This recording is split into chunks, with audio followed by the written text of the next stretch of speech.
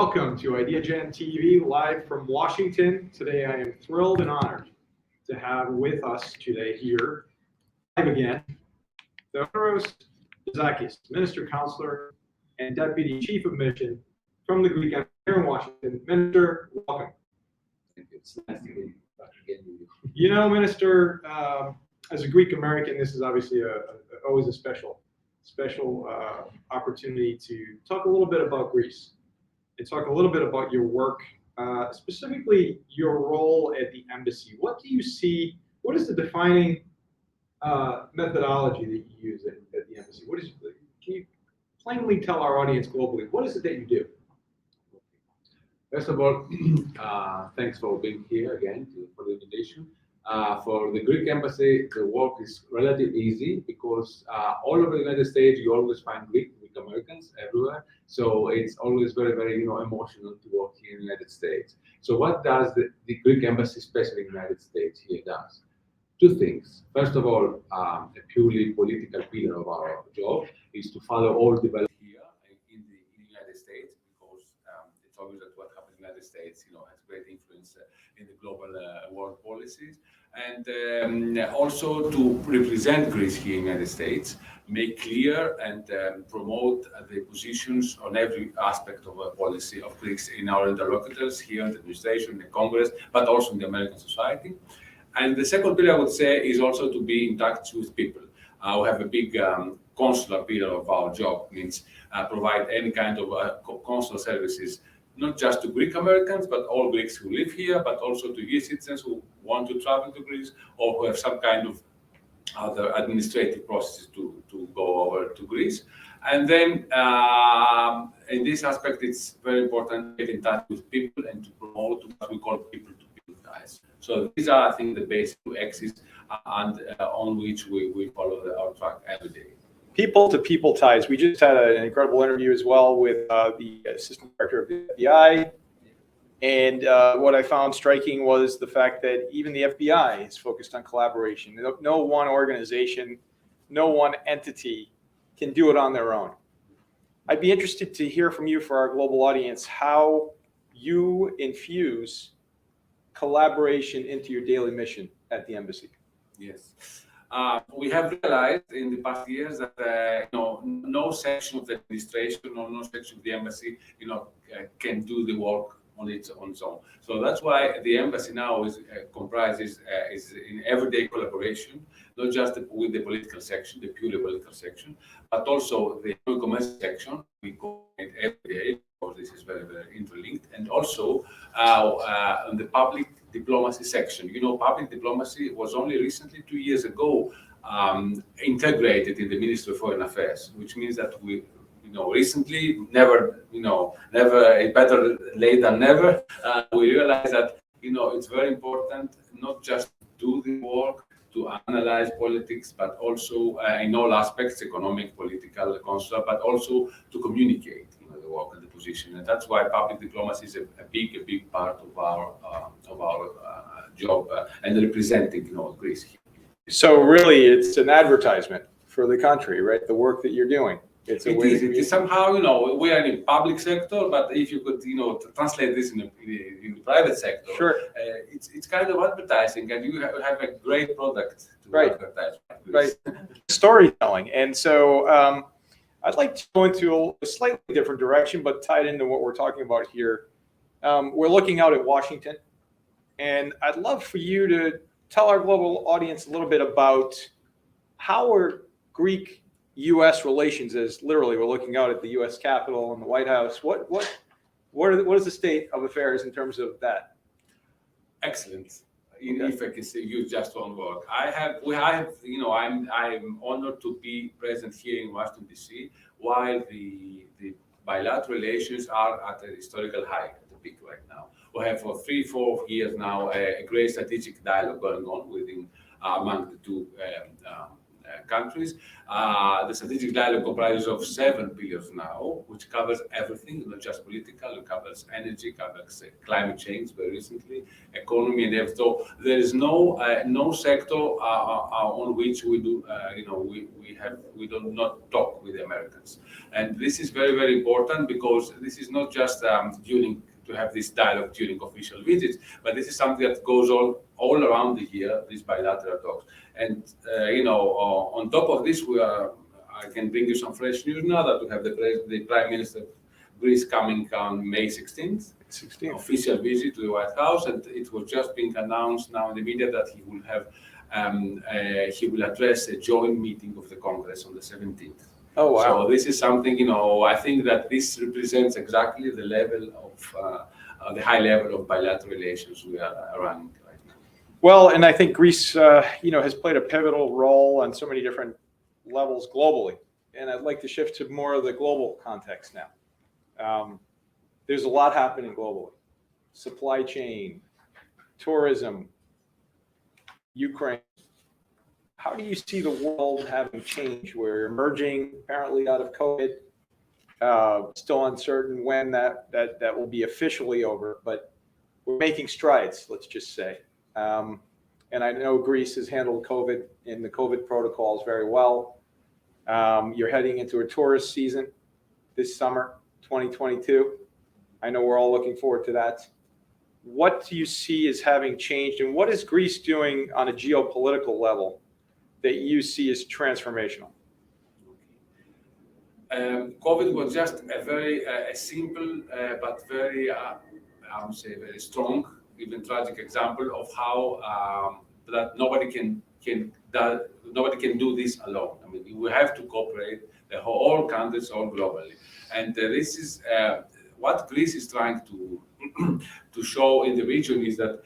Especially in our region, or southeastern Europe and Eastern Mediterranean overall, is that countries need to be together, to cooperate together, and to speak together in order to promote peace, stability, and to have results in the region. And this is something that also during the very recent, Ukrainian crisis, the war in Ukraine.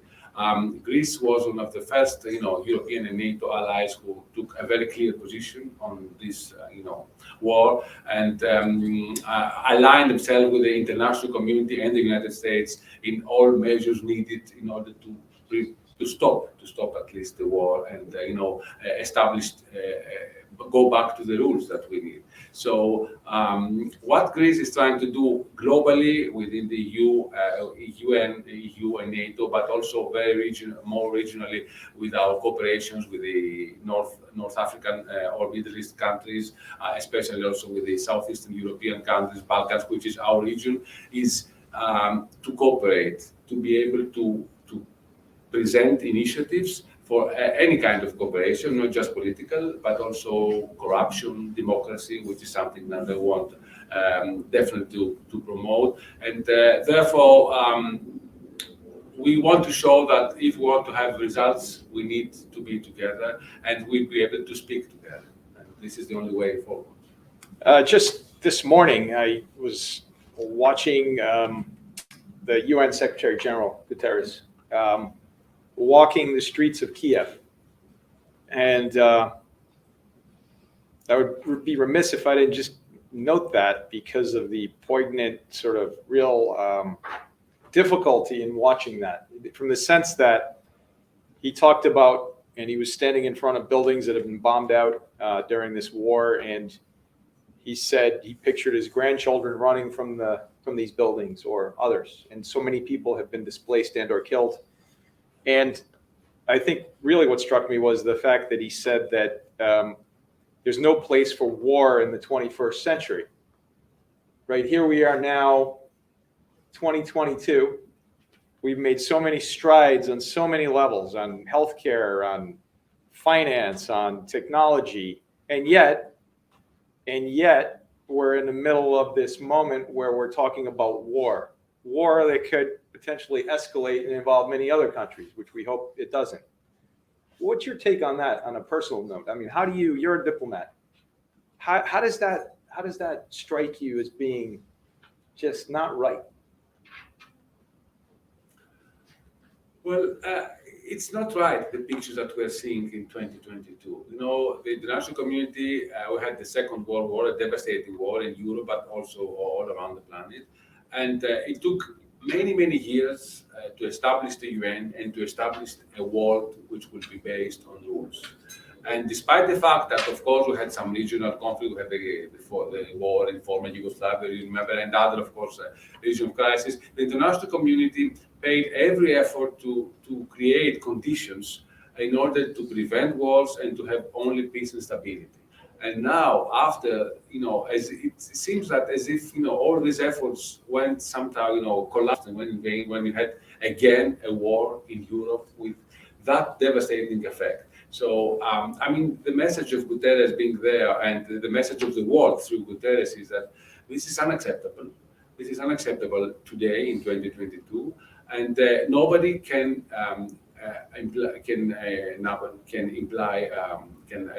implement a policy of revisionism and the policy of I have the force and I want to impose on you by my force. Military force. This is totally unacceptable, and this is where Greece is aligning with the international community to make this message even stronger. And it comes to mind, to remind those in the global audience that Greece, obviously, for those that may not know or just haven't read upon this, that Greece played a very pivotal role in World War II. And the outcome could have been much different had it not been for the heroism of the Greeks. And as Winston Churchill said, it was said that Greeks fight like heroes, and he redefined it as heroes fight like Greeks. And I always reach back to that because I think had it not been for that heroism, the world might be a completely different place. And when you look at the regression in terms of a war now again in Europe in 2022, you have to scratch your head as you're looking out at Washington to say, how does this happen? How do we, as a society, gather around thousands of people to help one child that fell into a well and try to save one life, or work with thousands of people to come up with a drug for cancer or whatever it may be, but yet we're sending lethal aid and protecting others, and it's just, you have to scratch your head on some level. So your public diplomacy and that of the Greek diaspora and the embassy here in Washington is wonderful because, and when you say that the relationship with the United States is at an all-time high, it's inspiring because it should be, because we have an aligned interest. And so I'd like to shift to you, Minister. Decision-making. How do you come about making a decision? What is your decision-making process for those that are wondering, geez, how does Minister Bizakis come up with his decision-making? How do you do that?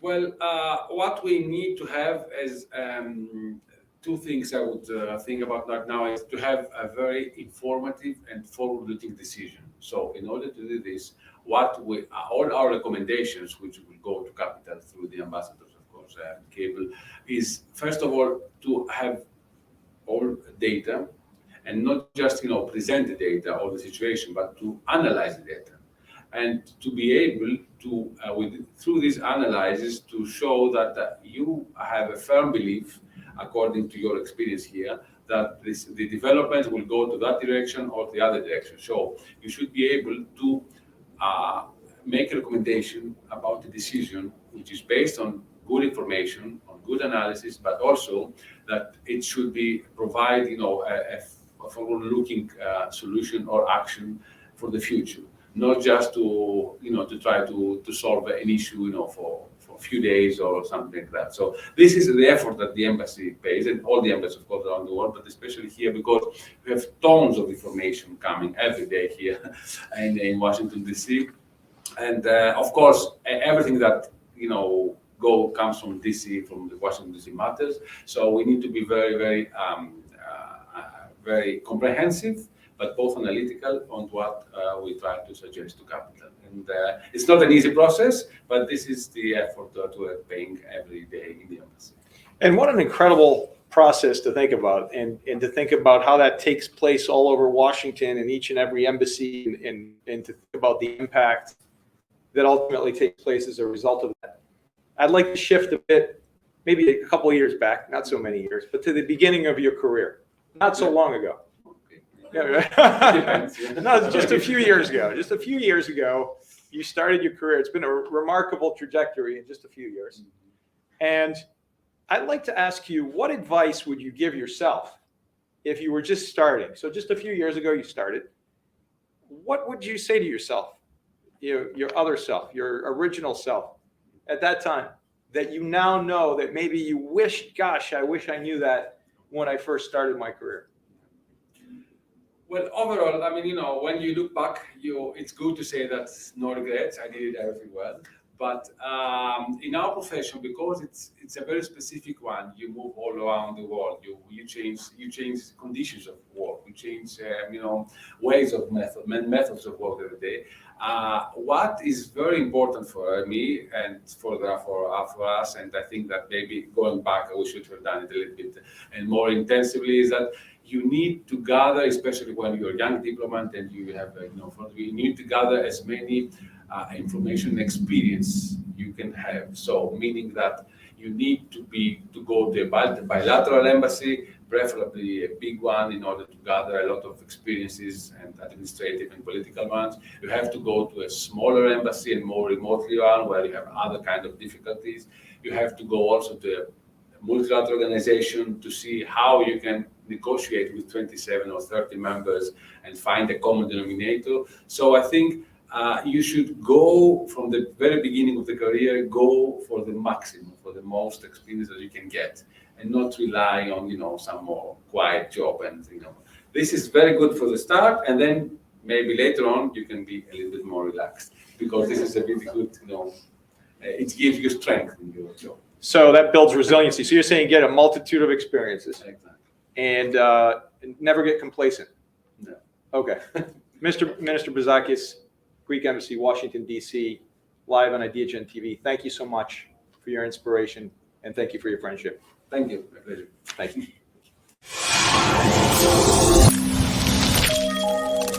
you.